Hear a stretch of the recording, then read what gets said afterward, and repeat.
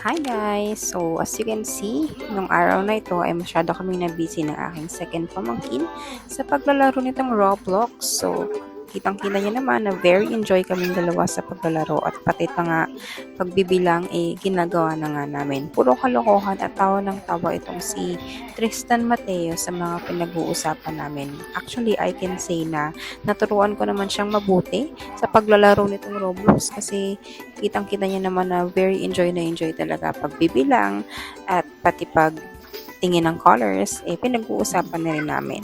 Tapos, merong part dito na nag-hello siya ng nag-hello, tapos tawa na lang siya ng tawa. So, ayun, tawa lang talaga kami ng tawa ng dalawa.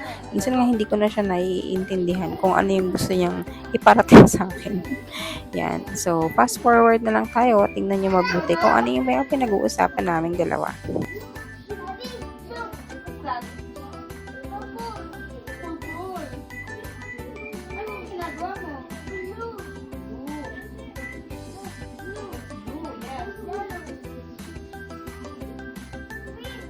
Diba? Puro kalokohan. May pagtingin-tingin pa sa akin yan. So, masasabi ko nga dito na naturuan ko talaga siyang mabuti sa paglalaro.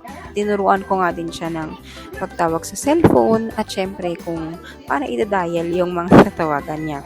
So, at the end of the day, makikita niyo later sa dulo ng video na to na ako na lang yung tinatawagan niya doon. So, diba? Ang galing ko talaga magturo, no?